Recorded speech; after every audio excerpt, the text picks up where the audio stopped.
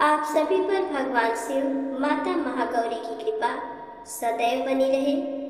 इसी मंगल कामना के साथ आइए शुरू करते हैं शिव महापुराण में आगे की कथा।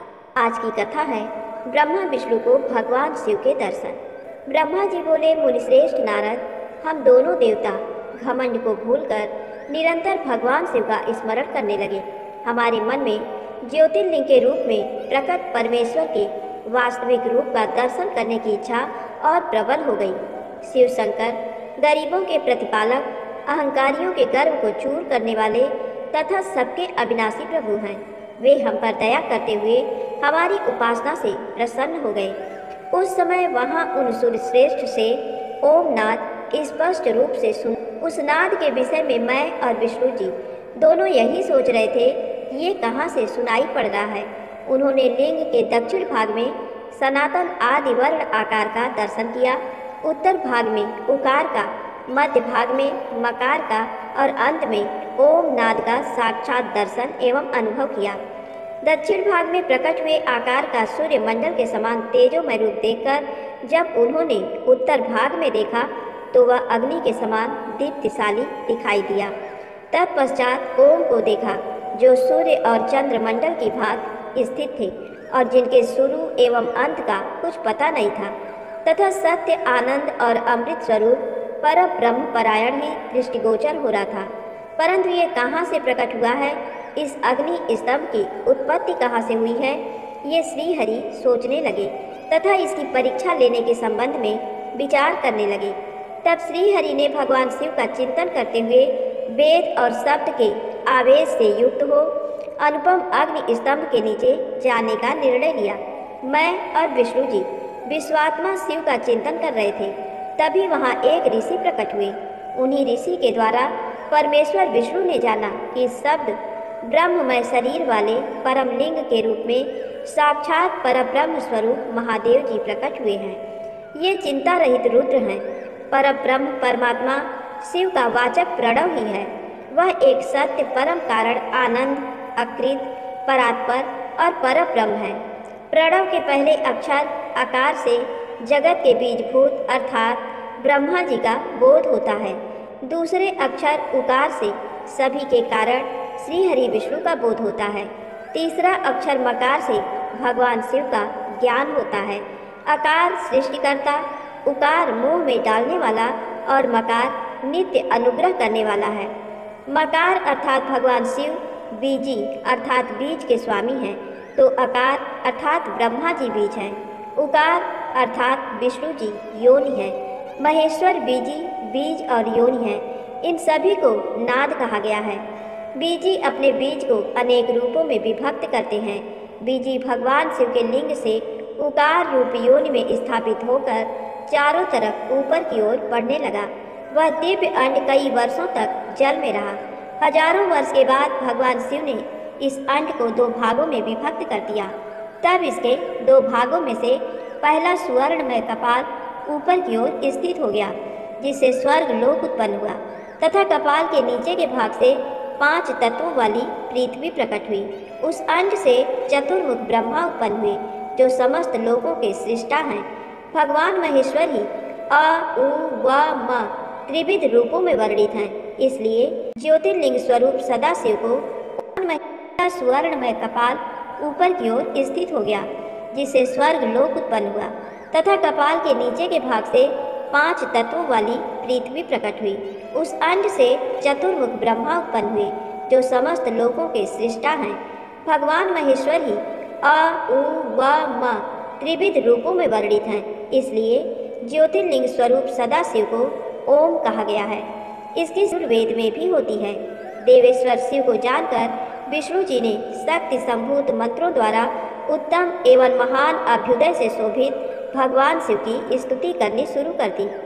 इसी समय मैंने और विश्वपालक भगवान विष्णु ने एक अद्भुत व सुंदर रूप देखा, जिसके 5 मुख, 10 भुजा, कपूर के समान गौरवर्ण, परम कांतिमय, अनेक आभूषणों से विभूषित, महान, उदार, महावीर्यवान और महापुरुषों के लक्षणों से युक्त था, और जिसके दर्शन पाकर मैं और विष्णु जी धन्य हो गए। तब परमेश्वर महादेव भगवान प्रसन्न होकर अपने दिव्य रूप में स्थित हो गई। आकार उनका मस्तक और आकार ललाट है। इसका दाहिना और इकार बायां नेत्र है। उकार दाहिना और ऊकार बायां कान है। रीकार दायां और रीकार बायां गाल है। री उनकी नाक के छिद्र हैं।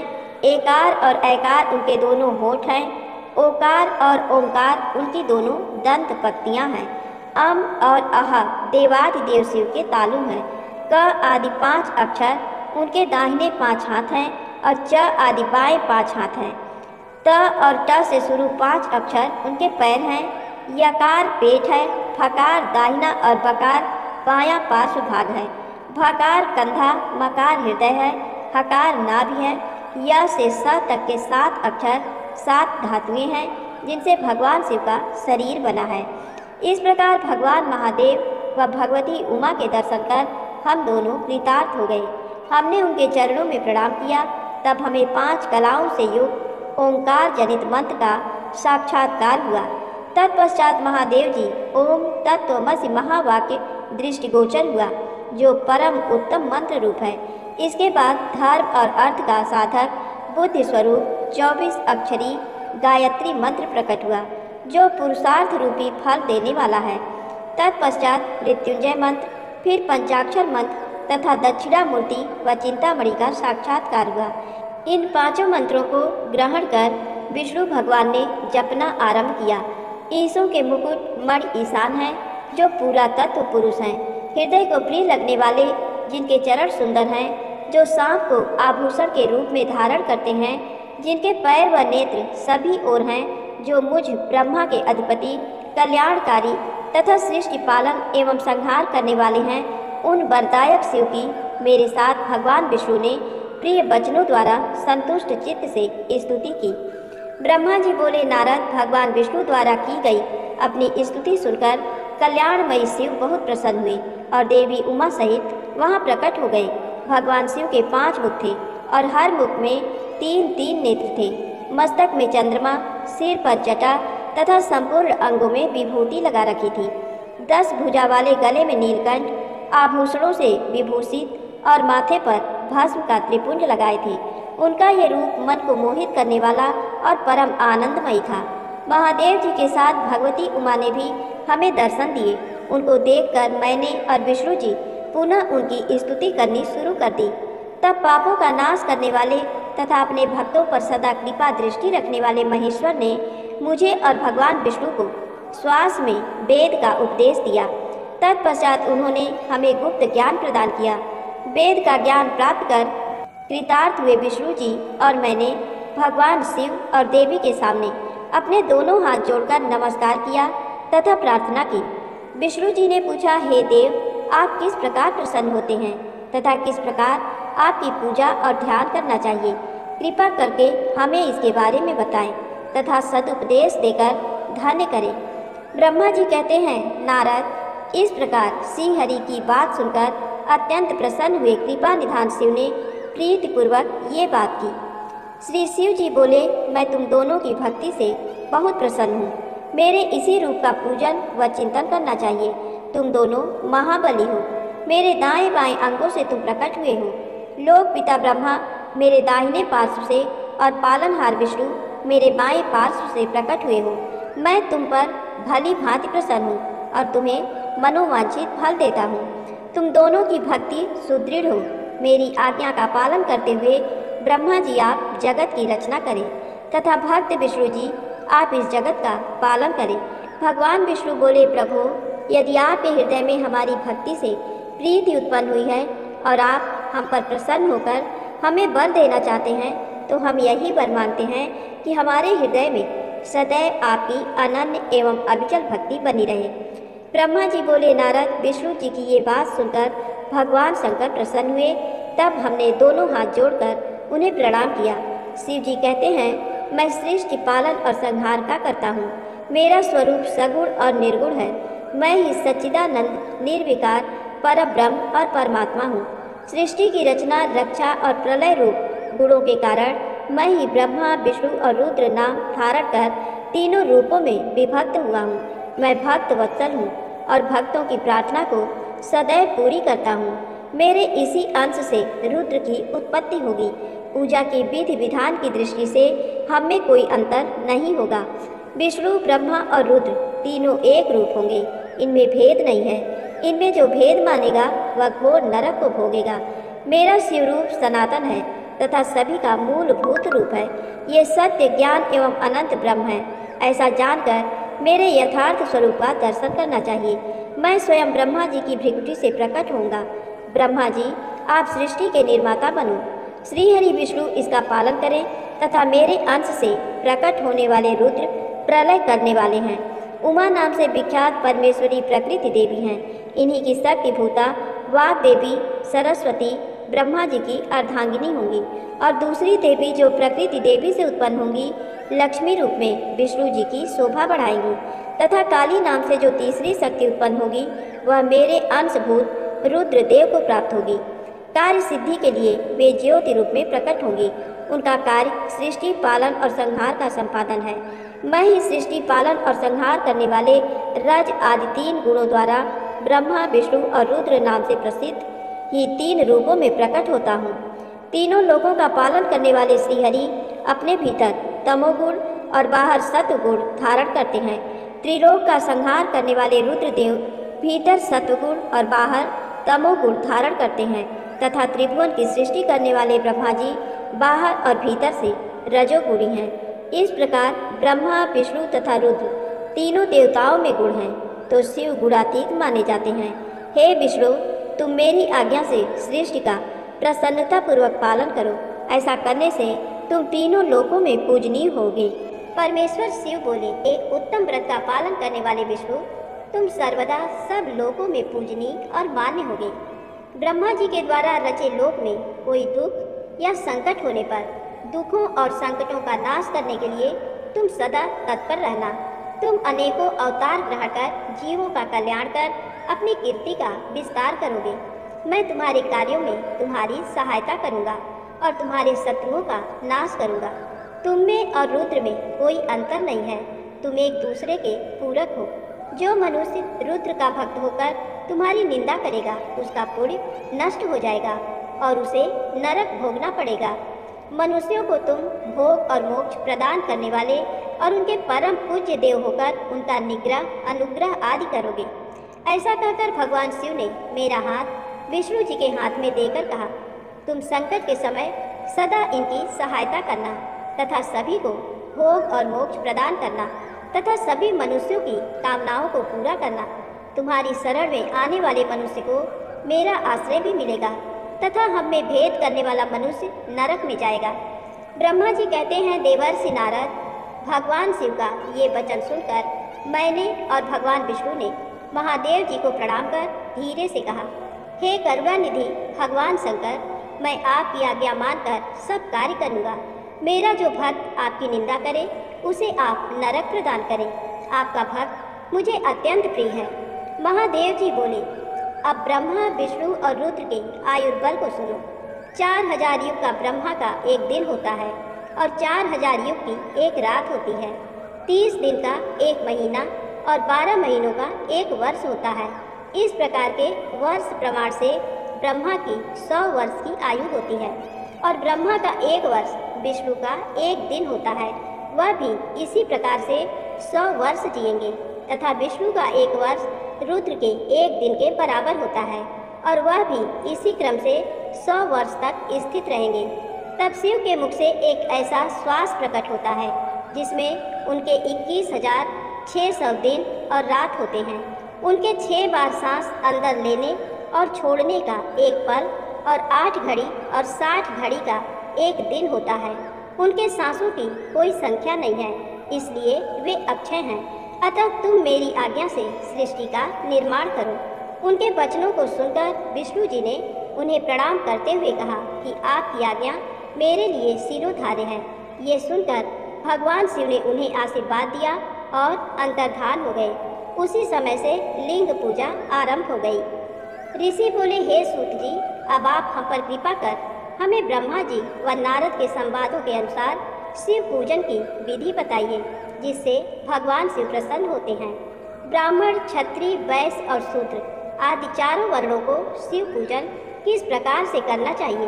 आपने व्यास जी के मुख से जो सुना हो कृपया हमें भी बताइए। महर्षियों के ये वचन सुनकर सूत जी ने ऋषियों द्वारा पूछे गए प्रश्नों का उत्तर देते हुए कहना आरंभ किया। सूत जी बोले, हे मुनीश्वर, जैसा आपने पूछा है वह बड़े रहस्य की बात है। मैंने इसे जैसा सुना है उसे मैं अपनी बुद्धि के अनुसार आपको सुना रहा हूँ। पूर्व काल में व्यास जी ने सनत कुमार जी से यही प्रश्न किया था। फिर उपमन्यु जी ने भी इसे सुना था और इसे भगवान श्री कृष्ण को सुनाया था। वही सब मैं अब ब्रह्मा नारद संवाद के रूप में आपको बता रहा हूँ। ब्रह्मा जी ने कहा, भगवान शिव की भक्ति सुखमय, निर्मल एवं सनातन रूप है तथा समस्त मनोवांछित फलों को देने वाली है। ये दरिद्रता, रोग, दुख तथा शत्रु द्वारा दी गई पीड़ा का नाश करने वाली है। जब तक मनुष्य भगवान शिव का पूजन नहीं करता और उनकी शरण में नहीं जाता तब तक उसे दरिद्रता, दुख, रोग और शत्रु जनित पीड़ा ये चारों प्रकार के पाप दुखी करते हैं। भगवान शिव की पूजा करते ही ये दुख समाप्त हो जाते हैं और अक्षय सुखों की प्राप्ति होती है। वह सभी भोगों को प्राप्त कर अंत में मोक्ष प्राप्त करता है। शिव जी का पूजन करने वालों को धन, संतान और सुख की प्राप्ति होती है। ब्राह्मण, क्षत्रिय, वैश्य और शूद्रों को सभी कामनाओं तथा प्रयोजनों की सिद्धि के लिए विधि अनुसार पूजा उपासना करनी चाहिए। ब्रह्म मुहूर्त में उठकर गुरु तथा शिव का स्मरण करके तीर्थों का चिंतन एवं भगवान विष्णु का ध्यान करें। फिर मेरा स्मरण चिंतन करके स्तोत्र पाठ पूर्वक शंकर जी का विधि पूर्वक नाम लें। तत्पश्चात उठकर शौच क्रिया करने के लिए दक्षिण दिशा में जाएं तथा मल मूत्र त्याग करें। ब्राह्मण गुदा की शुद्धि के लिए उसमें 5 बार शुद्ध मिट्टी का लेप करें और धोएं। क्षत्रिय 4 बार, वैश्य 3 बार और शूद्र 2 बार यही क्रम करें। तत्पश्चात बाएं हाथ में 10 बार और दोनों हाथों में 7 बार मिट्टी लगाकर धोएं। प्रत्येक पैर में 3-3 बार मिट्टी लगाएं। स्त्रियों को भी इसी प्रकार क्रम करते हुए शुद्ध मिट्टी से हाथ पैर धोने चाहिए।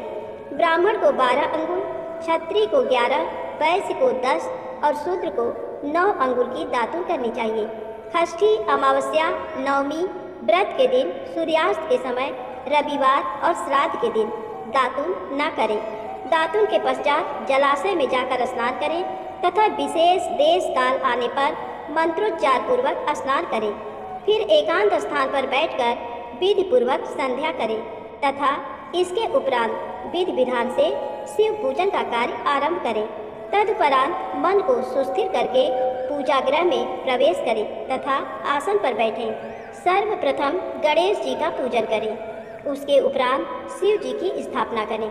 3 बार आचमन कर 3 प्राणायाम करते समय त्रिनेत्रधारी शिव जी का ध्यान करें। महादेव जी के 5 मुख, 10 भुजाएं और जिनकी स्फटिक के समान उज्ज्वल कांति है, सब प्रकार के आभूषण उनके श्री अंगों को विभूषित करते हैं तथा वे बाघंबर बांधे हुए हैं। फिर प्रणव मंत्र अर्थात ओंकार से शिव जी की पूजा आरंभ करें। पाद्य, अर्घ्य और आचमन के लिए पात्रों को तैयार करें। 9 कलश स्थापित करें तथा उन्हें कुशाओं से ढककर रखें। कुशाओं से जल लेकर ही सबका प्रक्षालन करें। तत्पश्चात सभी कलशों में शीतल जल डालें। खस और चंदन को पाद्य पात्र में रखें। चमेली के फूल, शीतल चीनी, कपूर, बड़ की जड़ तथा तमाल का चूर्ण बना लें और आचमनी के पात्र में डालें। इलायची और चंदन को तो सभी पात्रों में डालें। देवादिदेव महादेव जी के सामने नंदीश्वर का पूजन करें। गंध, धूप तथा दीपों द्वारा भगवान शिव की आराधना आरंभ करें। सद्यो जातम प्रपद्यामि मंत्र से शिव जी का आवाहन करें। ओम वाम देवाय नमः मंत्र द्वारा भगवान महेश्वर को आसन पर स्थापित करें। फिर ईशाना सर्व विद्या नाम मंत्र से आराध्य देव का पूजन करें। पाद्य और आचमनी अर्पित कर अर्घ्य दें। तत्पश्चात गंध और चंदन मिले हुए जल से भगवान शिव को विधि पूर्वक स्नान कराएं। तत्पश्चात पंचामृत से भगवान शिव को स्नान कराएं। पंचामृत के 5 तत्वों दूध, दही, शहद, गन्ने का रस तथा घी से नहलाकर महादेव जी के प्रणव मंत्र को बोलते हुए उनका अभिषेक करें। जलपात्रों में शुद्ध व शीतल जल लें। सर्वप्रथम महादेव जी के लिंग पर कुश, अपामार, कपूर, चमेली, चंपा, गुलाब, सफ़ेद कनेर, बेला, कमल और उत्पल पुष्पों एवं चंदन को चढ़ाकर पूजा करें। उन पर अनवरत जल की धारा गिरने की भी व्यवस्था करें। जल से भरे पात्रों से महेश्वर को नहलाएं। मंत्रों से भी पूजा करनी चाहिए। ऐसी पूजा समस्त अभिष्ट फलों को देने वाली है। पावमान मंत्र, रुद्र मंत्र, नील रुद्र मंत्र, पुरुष सूक्त, श्री सूक्त, अथर्व शीर्ष मंत्र, शांति मंत्र, मृत्युंजय मंत्र एवं पंचाक्षर मंत्रों से पूजन करें। शिवलिंग पर 1 सहस्र या 100 जल धाराएं गिराने की व्यवस्था करें। स्फटिक के समान निर्मल, अविनाशी, सर्वलोकमय परम देव जो आरंभ और अंत से हीन तथा रोगियों के औषधि के समान है, जिन्हें शिव के नाम से पहचाना जाता है एवं जो शिवलिंग के रूप में विख्यात है, उन भगवान शिव के मस्तक पर धूप, दीप, नैवेद्य और तांबूल आदि मंत्रों द्वारा अर्पित करें। अर्घ्य देकर भगवान शिव के चरणों में फूल अर्पित करें। फिर महेश्वर को प्रणाम कर आत्मा से शिव जी की आराधना करें और प्रार्थना करते समय हाथ में फूल लें। भगवान शिव से क्षमा याचना कहें, हे कल्याणकारी शिव, मैंने अनजाने में अथवा जानबूझकर जो जप, तप, पूजा आदि सत्कर्म किए हों, आपकी कृपा से वे सफल हों। हर्षित मन से शिव जी को फूल अर्पित करें। स्वस्ति वाचन कर अनेक आशीर्वाद ग्रहण करें। भगवान शिव से प्रार्थना करें कि प्रत्येक जन्म में मेरी शिव में भक्ति हो तथा शिव ही मेरे शरण दाता हों। इस प्रकार परम भक्ति से उनका पूजन करें। फिर सब परिवार भगवान को नमस्कार करें। जो मनुष्य भक्तिपूर्वक प्रतिदिन भगवान शिव की पूजा करता है, उसे सब सिद्धियां प्राप्त होती हैं। उसे मनोवांछित फलों की प्राप्ति होती है। उसके सभी रोग, दुख, दर्द और कष्ट समाप्त हो जाते हैं। भगवान शिव की कृपा से उपासक का कल्याण होता है। भगवान शंकर की पूजा से मनुष्य में सद्गुणों की वृद्धि होती है। वे ये सब जानकर नारद अत्यंत प्रसन्न होते हुए अपने पिता ब्रह्मा जी को धन्यवाद देते हुए बोले कि आपने मुझ पर कृपा कर मुझे शिव पूजन की अमृत विधि बताई है। शिव भक्ति समस्त भोग और मोक्ष प्रदान करने वाली है। नारद जी बोले, ब्रह्मा जी आप धन्य हैं, क्योंकि आपने अपनी बुद्धि को शिव चरणों में लगा रखा है। कृपा कर इस आनंदमय विषय का वर्णन सविस्तार पुनः कीजिए। ब्रह्मा जी ने कहा, हे नारद, एक समय की बात है, मैंने सब ओर से देवताओं और ऋषियों को बुलाया और क्षीर सागर के तट पर भगवान विष्णु की स्तुति कर उन्हें प्रसन्न किया। भगवान विष्णु प्रसन्न होकर बोले, हे ब्रह्मा जी एवं अन्य देवगणों, आप यहाँ क्यों पधारे हैं? आपके मन में क्या इच्छा है? आप अपनी समस्या बताइए, मैं निश्चय ही उसे दूर करने का प्रयत्न करूँगा। ये सुनकर ब्रह्मा जी बोले, हे भगवान, दुखों को दूर करने के लिए किस देवता की सेवा करनी चाहिए? तब भगवान विष्णु ने उनके प्रश्न का उत्तर देते हुए कहा, हे ब्राह्मण, भगवान शिव शंकर ही सब दुखों को दूर करने वाले हैं। सुख की कामना करने वाले मनुष्य को उनकी भक्ति में सदैव लगे रहना चाहिए। उन्हीं में मन लगाएं और उन्हीं का चिंतन करें। जो मनुष्य शिव भक्ति में लीन रहता है, जिसके मन में वे विराजमान है, वह मनुष्य कभी दुखी नहीं हो सकता। पूर्व जन्म में किए गए पुण्यों एवं शिव भक्ति से ही पुरुषों को सुंदर भवन, आभूषणों से विभूषित स्त्रियां, मन का संतोष, धन संपदा, स्वस्थ शरीर, पुत्र पौत्र, अलौकिक प्रतिष्ठा, स्वर्ग के सुख एवं मोक्ष प्राप्त होता है। जो स्त्री या पुरुष प्रतिदिन भक्तिपूर्वक शिवलिंग की पूजा करता है, उसको हर जगह सफलता प्राप्त होती है। वह पापों के बंधन से छूट जाता है। ब्रह्मा जी एवं अन्य गणों ने भगवान विष्णु के उपदेश को ध्यान पूर्वक सुना। भगवान विष्णु को प्रणाम कर कामनाओं की पूर्ति हेतु उन्होंने शिवलिंग की प्रार्थना की। तब श्री विष्णु ने विश्वकर्मा को बुलाकर कहा, हे मुने, तुम मेरी आज्ञा से देवताओं के लिए शिवलिंगों का निर्माण करो। तब विश्वकर्मा ने मेरी और श्री हरि की आज्ञा को मानते हुए देवताओं के लिए उनके अनुसार लिंगों का निर्माण कर उन्हें प्रदान किया। मुनिश्रेष्ठ नारद, सभी देवताओं को प्राप्त शिवलिंगों के विषय में सुनो। सभी देवता अपने द्वारा प्राप्त लिंग की पूजा उपासना करते हैं। पद्म पराग मणि का लिंग इंद्र को, सोने का कुबेर को, पुखराज का धर्मराज को, श्याम वर्ण का वरुण को, इंद्र नीलमणि का विष्णु को और ब्रह्मा जी हेमलय लिंग को प्राप्त कर उसका भक्तिपूर्वक पूजन करते हैं। इसी प्रकार विश्वदेव चांदी के लिंग की और वसुगण पीतल के बने लिंग की भक्ति करते हैं। पीतल का अश्विनी कुमारों को, स्फटिक का लक्ष्मी को, तांबे का आदित्यों को और मोती का लिंग चंद्रमा को प्रदान किया गया है। ब्रज लिंग ब्राह्मणों के लिए व मिट्टी का लिंग ब्राह्मणों की स्त्रियों के लिए है। मयासुर चंदन द्वारा बने लिंग का और नागों द्वारा मूंगे के बने शिवलिंग का आदर पूर्वक पूजन किया जाता है। देवी मक्खन के बने लिंग की अर्चना करती हैं। योगी जन भस्ममय लिंग की, यक्षगण दधि से निर्मित लिंग की, छाया देवी आटे के लिंग और ब्रह्म पत्नी रत्नमय शिवलिंग की पूजा करती हैं। बाणासुर पार्थिव लिंग की पूजा करता है। भगवान विष्णु ने देवताओं को उनके हित के लिए शिवलिंग के साथ पूजन विधि भी बताई। देवताओं के वचनों को सुनकर मेरे हृदय में हर्ष की अनुभूति हुई। मैंने लोगों का कल्याण करने वाली शिव पूजा की उत्तम विधि बताई। यह शिव भक्ति समस्त अभीष्ट फलों को प्रदान करने वाली है। इस प्रकार लिंगों के विषय में बताकर ब्रह्मा जी ने शिवलिंग व शिव भक्ति की महिमा का वर्णन किया। शिव पूजन भोग और मोक्ष प्रदान करता है। मनुष्य जन्म उच्च कुल में प्राप्त करना अत्यंत दुर्लभ है। इसलिए मनुष्य रूप में जन्म लेकर मनुष्य को शिव भक्ति में लीन रहना चाहिए। शास्त्रों द्वारा बताए गए मार्ग का अनुसरण करते हुए, जाति के नियमों का पालन करते हुए कर्म करें। संपत्ति के अनुसार दान आदि दें। जप तप यज्ञ और ध्यान करें। ध्यान के द्वारा ही परमात्मा का साक्षात्कार होता है। भगवान शंकर अपने भक्तों के लिए सदा उपलब्ध रहते हैं। जब तक ज्ञान की प्राप्ति न हो तब तक कर्मों से ही आराधना करें। इस संसार में जो जो वस्तु सत असत रूप में दिखती हैं अथवा सुनाई देती हैं, वह पर ब्रह्म शिव रूप हैं। तत्व ज्ञान न होने तक देव की मूर्ति का पूजन करें। अपनी जाति के लिए अपनाए गए कर्म का प्रयत्न पूर्वक पालन करें। आराध्य देव का पूजन श्रद्धा पूर्वक करें, क्योंकि पूजन और दान से ही हमारी सभी विघ्न व बाधाएं दूर होती हैं।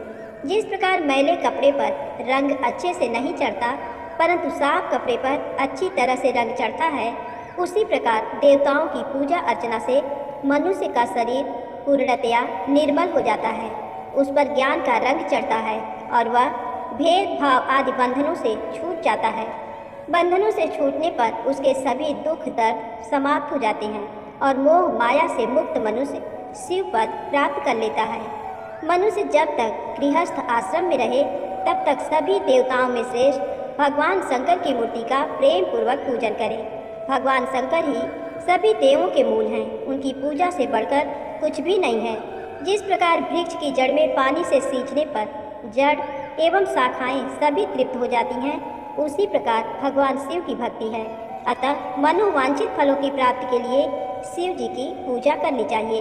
अभीष्ट फलों की प्राप्ति तथा सिद्धि के लिए समस्त प्राणियों को सदैव लोक कल्याणकारी भगवान शिव का पूजन करना चाहिए। ब्रह्मा जी कहते हैं, हे नारद, अब मैं शिव पूजन की सर्वोत्तम विधि बताता हूँ। ये विधि समस्त अभीष्ट तथा सुखों को प्रदान करने वाली है। उपासक ब्रह्म मुहूर्त में उठकर जगदम्बा पार्वती और भगवान शिव का स्मरण करें। दोनों हाथ जोड़कर उनके सामने सिर झुकाकर भक्तिपूर्वक प्रार्थना करें। हे देवेश उठिए, हे त्रिलोकीनाथ उठिए, मेरे हृदय में निवास करने वाले देव उठिए और पूरे ब्रह्मांड का मंगल करिए। हे प्रभु, मैं धर्म अधर्म को नहीं जानती हूँ, आपकी प्रेरणा से ही मैं कार्य करती हूँ। फिर गुरु चरणों का ध्यान करते हुए कमरे से निकलकर शौच आदि से निवृत्त हों। मिट्टी और जल से देह को शुद्ध करें। दोनों हाथों और पैरों को धोकर दातुन करें तथा 16 बार जल की अंजलियों से मुंह को धोएं। ये कार्य सूर्योदय से पूर्व ही करें। हे देवताओं और ऋषियों, षष्ठी, प्रतिपदा, अमावस्या, नवमी और रविवार के दिन दातुन न करें। नदी अथवा घर में समय से स्नान करें। मनुष्य को देश और काल के विरुद्ध स्नान नहीं करना चाहिए। रविवार, श्राद्ध, संक्रांति, ग्रहण, महादान और उपवास वाले दिन गर्म जल में स्नान न करें। क्रम से वारों को देखकर ही तेल लगाएं। जो मनुष्य नियम पूर्वक रोज तेल लगाता है, उसके लिए तेल लगाना किसी भी दिन दूषित नहीं है। सरसों के तेल को ग्रहण के दिन प्रयोग में न लाएं। इसके उपरांत स्नान पूर्व या उत्तर की ओर मुख करके करें। स्नान के उपरांत स्वच्छ अर्थात धुले हुए वस्त्र को धारण करें। दूसरों के पहने हुए अथवा रात में सोते समय पहने वस्त्रों को बिना धुले धारण न करें। स्नान के बाद पितरों एवं देवताओं को प्रसन्न करने हेतु तर्पण करें। उसके बाद धुले हुए वस्त्र धारण करें और आचमन करें। पूजा हेतु स्थान को गोबर आदि से लीप कर शुद्ध करें। वहाँ लकड़ी के आसन की व्यवस्था करें। ऐसा आसन अभीष्ट फल देने वाला होता है। उस आसन पर बिछाने के लिए मृग अर्थात हिरण की खाल की व्यवस्था करें। उस पर बैठकर भस्म से त्रिपुंड लगाएं। त्रिपुंड से जप तप तथा दान सफल होता है। त्रिपुंड लगाकर रुद्राक्ष धारण करें। तत्पश्चात मंत्रों का उच्चारण करते हुए आचमन करें। पूजा सामग्री को एकत्र करें। फिर जल, गंध और अक्षत के पात्र को दाहिने भाग में रखें। फिर गुरु की आज्ञा लेकर और उनका ध्यान करते हुए सपरिवार शिव का पूजन करें। विघ्न विनाशक गणेश जी का बुद्धि सिद्धि सहित पूजन करें। ओम गणपतये नमः का जाप करके उन्हें नमस्कार करें। कार्तिकेय एवं गणेश जी का एक साथ पूजन करें तथा उन्हें बारंबार नमस्कार करें। फिर द्वार पर स्थित लंबोदर नामक द्वारपाल की पूजा करें। तत्पश्चात भगवती देवी की पूजा करें। चंदन, कुमकुम, धूप, दीप और नैवेद्य से शिव जी का पूजन करें। प्रेम पूर्वक नमस्कार करें। अपने घर में मिट्टी, सोना, चांदी, धातु या अन्य किसी धातु की शिव प्रतिमा बनाएं। भक्ति पूर्वक शिव जी की पूजा कर उन्हें नमस्कार करें। मिट्टी का शिवलिंग बनाकर विधि पूर्वक उसकी स्थापना करें तथा उसकी प्राण प्रतिष्ठा करें। घर में भी मंत्रोच्चार करते हुए पूजा करनी चाहिए। पूजा उत्तर की ओर मुख करके करनी चाहिए। आसन पर बैठकर गुरु को नमस्कार करें। अर्घ्य पात्र से शिवलिंग पर जल चढ़ाएं। शांत मन से पूर्ण श्रद्धावनत होकर महादेव जी का आवाहन इस प्रकार करें। जो कैलाश के शिखर पर निवास करते हैं और पार्वती देवी के पति हैं, जिनके स्वरूप का वर्णन शास्त्रों में है, जो समस्त देवताओं के लिए पूजित हैं, जिनके 5 मुख, 10 हाथ तथा प्रत्येक मुख पर 3-3 नेत्र हैं, जो सिर पर चंद्रमा का मुकुट और जटा धारण किए हुए हैं, जिनका रंग कपूर के समान है, जो बाघ की खाल बांधते हैं, जिनके गले में वासुकी नामक नाग लिपटा है, जो सभी मनुष्यों को शरण देते हैं और सभी भक्तगण जिनकी जय जयकार करते हैं, जिनका सभी वेद और शास्त्रों में गुणगान किया गया है, ब्रह्मा विष्णु जिनकी स्तुति करते हैं, जो परम आनंद देने वाले तथा भक्त वत्सल हैं, ऐसे देवों के देव महादेव भगवान शिव जी का मैं आवाहन करता हूँ। इस प्रकार आवाहन करने के पश्चात उनका आसन स्थापित करें। आसन के बाद शिव जी को पाद्य और अर्घ्य दें। पंचामृत के द्रव्यों द्वारा शिवलिंग को स्नान कराएं तथा मंत्रों सहित द्रव्य अर्पित करें। स्नान के पश्चात सुगंधित चंदन का लेप करें तथा सुगंधित जलधारा से उनका अभिषेक करें। फिर आचमन कर जल दें और वस्त्र अर्पित करें। मंत्रों द्वारा भगवान शिव को तिल, जौ, गेहूँ, मूंग और उड़द अर्पित करें। पुष्प चढ़ाएं। शिव जी के प्रत्येक मुख पर कमल, शतपत्र, शंख पुष्प, कुश पुष्प, धतूरा, मंदार, द्रोण पुष्प, तुलसी दल तथा बेलपत्र चढ़ाकर पराभक्ति से महेश्वर की विशेष पूजा करें। बेलपत्र समर्पित करने से शिव जी की पूजा सफल होती है। तत्पश्चात सुगंधित चूर्ण तथा सुवासित तेल बड़े हर्ष के साथ भगवान शिव को अर्पित करें। गुग्गुल और अगरू की धूप दें, घी का दीपक जलाएं। प्रभु शंकर, आपको हम नमस्कार करते हैं। आप अर्घ्य को स्वीकार करके मुझे रूप दीजिए, यश दीजिए और भोग व मोक्ष रूपी फल प्रदान कीजिए। ये कहकर अर्घ्य अर्पित करें। नैवेद्य व तांबूल अर्पित करें। 5 बत्ती की आरती करें। 4 बार पैरों में, 2 बार नाभि के सामने, 1 बार मुख के सामने तथा संपूर्ण शरीर में 7 बार आरती दिखाएं।